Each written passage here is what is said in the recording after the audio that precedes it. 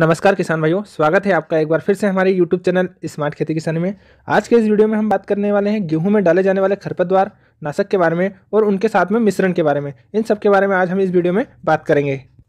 काफ़ी किसान भाइयों के साथ ये होता है कि गेहूँ में एक खरपतवार नाशक डालने से सभी खरपतवार खत्म नहीं होती। जैसा आपने चौड़ी पत्ती वाला एक खरपतवार नाशक डाला है तो चौड़ी पत्ती वाला तो खत्म हो जाएगा, लेकिन जो उसके बाद वाले जो खरपतवार है सकड़ी पत्ती वाले वो खत्म नहीं होते। तो ये परेशानी होती है हमारे किसान भाइयों को। तो जो बच जाती है उनके लिए हमें कॉम्बिनेशन बनाना पड़ता है।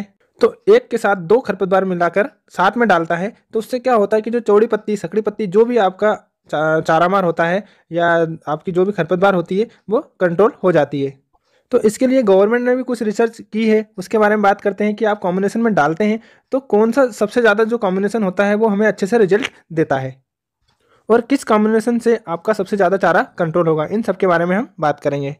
तो इन्हीं के सब के बारे में हम बात करेंगे। उसी के आगे हम बात करेंगे कि यदि आप दो खरपतवार नाशक चौड़ी पत्ती के लिए डालते हैं तो उसके साथ आप सकरी पत्ती का खरपतवार नाशक डाल सकते हैं या नहीं, और अगर डाल सकते हैं तो उसका रिजल्ट हमें कैसा मिलेगा, इसके बारे में भी हम चर्चा करेंगे। अब सबसे पहले मैं बात करूंगा कि गेहूं में जो अभी के समय में डाले जाने वाली जो खरपतवार है जो अभी के समय में सबसे ज़्यादा पॉपुलर है उनके बारे में बात कर लेते हैं। जिसमें सबसे पहले आता है मेट सल्फोरान, उसके बाद में दूसरे नंबर पर आता है 2,4-D डाई अमोनियम सॉल्ट और तीसरे नंबर पर आता है कार्पेंट्राजोन इथाइल जो कि 40% DF फॉर्म में आता है। जिन क्षेत्रों में धान की बिजाई की जाती है वहाँ पर ये काफ़ी ज़्यादा पॉपुलर है, काफ़ी ज़्यादा फेमस है। लेकिन जिन किसान भाई या जहाँ पर धान की बिजाई नहीं होती है वहाँ पर ये अभी नया नया आया है। और उसी के आगे सकड़ी पत्ती की बात की जाए तो इसमें क्लोडिनोफॉब, सल्फोसल्फुरान और ID सल्फुरान चल रहा है। ये तीनों काफ़ी ज़्यादा फेमस है अभी। जिसमें सबसे ज़्यादा अभी पॉपुलर चल रहा है वो सबसे पहले नंबर पर है वो क्लोडिनोफॉब और दूसरे नंबर पर सल्फोसल्फुरान है। ये दोनों काफ़ी ज़्यादा चर्चित में चल रहे हैं अभी के समय में। तो इन दोनों के मिक्सअप के बारे में हम बात करेंगे कि कौन से में आपको सबसे ज़्यादा अच्छा रिजल्ट मिलेगा। अब हम बात करेंगे कि जो गवर्नमेंट ने कॉम्बिनेशन बनाया उसके बारे में और उसे हमें क्या रिजल्ट मिले उन सब के बारे में चर्चा करेंगे।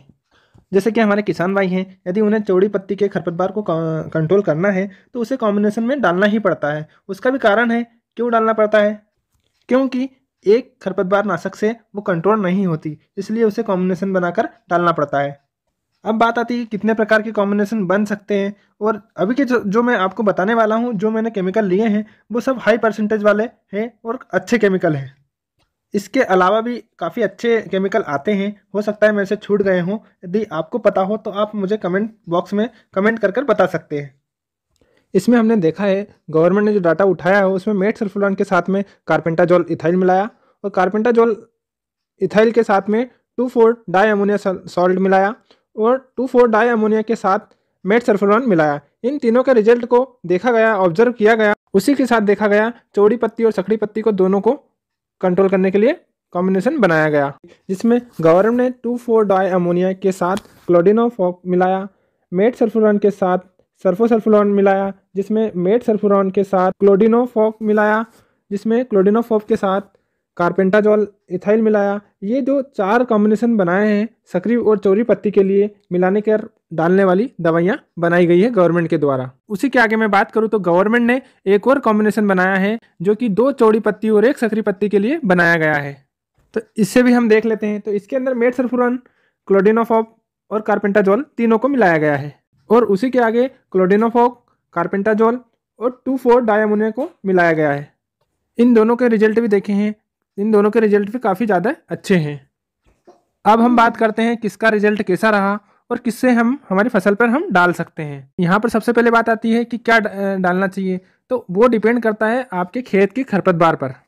यदि आपके खेत के खरपतवार एक दवाई डालने से कंट्रोल नहीं हो पाते हैं तो आपको डबल डालना पड़ता है। डबल भी वही डालना है ताकि आपको दोनों पर कंट्रोल मिल सके।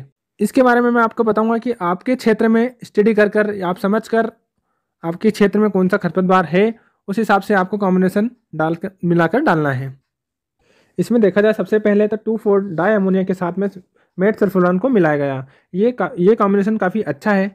इसमें क्या हो रहा है कि 2,4-डाई अमोनिया जो है वो प्री एक्टिव हार्वेस्टिंग साइट है, मतलब जैसे ही आपने इसको डाला इसका काम तुरंत एक्टिव हो जाता है। जैसे ही आप ये सरफेस पे जाएगा वैसे ही काम चालू कर देगा। वही अगर मेट सल्फोरान की बात करूँ तो वो जो है वो प्री पोस्ट एक्टिव है, मतलब उसका रिजल्ट जो है वो कुछ समय बाद आता है।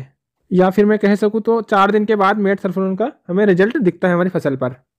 2,4-डाई अमोनिया का रिजल्ट जो है वो तुरंत आपकी फसल पर आपको दिखने लगता है। ये कॉम्बिनेशन काफ़ी ज़्यादा वेस्ट है, लेकिन जब भी आप इसे अपनी फसल पर आप उसका उपयोग करते थे तो इसका जो असर होता था वो यील्ड पर सबसे ज़्यादा हो रहा था, लॉस हो रहा था। इसलिए इसे गवर्नमेंट ने इसे रिजेक्ट करके 2 कॉम्बिनेशन और बनाए। इन 2 कॉम्बिनेशन में उन्होंने जो लिया है वो कार्पेंटाजोल इथाइल और 2,4-डाई अमोनिया सॉल्ट।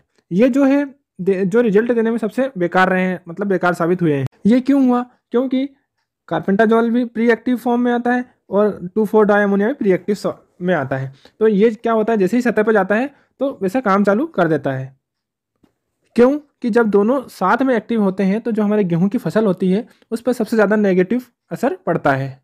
इसका जो असर है वो सीधा सीधा हमारी उपज पे प्रभाव पड़ता है और हमें काफ़ी ज़्यादा लॉस होता है। इसका मतलब ये है कि ये हमारे पौधे को पूरी तरह से ख़राब कर देता है। कि जब भी आप कोई भी स्प्रे डालें या केमिकल डालें उसके बारे में पहले रिसर्च कर लें। रिसर्च के क्या करना है मैं बता देता हूँ आपको। कार्पेंटाजोल इथाइल के साथ में 2,4-डाई अमोनिया सॉल्ट नहीं मिलाना है, आपको नहीं डालना है साथ में। ये जो है गवर्नमेंट का कहना है, उसकी बजाय आप 2,4-डाई अमोनिया के साथ में मेट सल्फोरान मिला सकते हैं। और आगे मैं जो बात करूँ, गवर्नमेंट ने जो तीसरा कॉम्बिनेशन बनाया है उसमें मेट सल्फोरान के साथ में कार्पेंटाजोल इथाइल मिलाया गया है। इसका जो कॉम्बिनेशन हुआ उसके बारे में हम डिटेल में बात करेंगे, क्योंकि इसका रिजल्ट सबसे अच्छा मिला है। इसका मतलब हम रिजल्ट की बात करें तो इसका रिजल्ट जो आता है वो 84% के साथ में इसका रिजल्ट आता है। मतलब ये हुआ कि जो हर खरपतवार के अंदर जो लिखा हुआ आता है कि इसे ये कंट्रोल कर सकता है, तो उसमें से इसने 84% जो फिक्सडी होती है उसे कंट्रोल किया है हमारे खरपतवार को।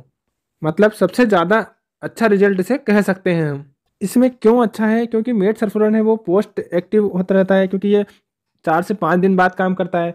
और जो प्री एक्टिव रहता है वो जो है कार्पेंटाजोल उसने काम किया है, वो तुरंत हमें रिजल्ट देता है।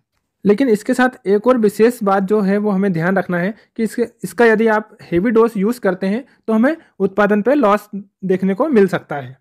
मतलब आपकी जो पैदावार है उस पर आपको हानि हो सकती है।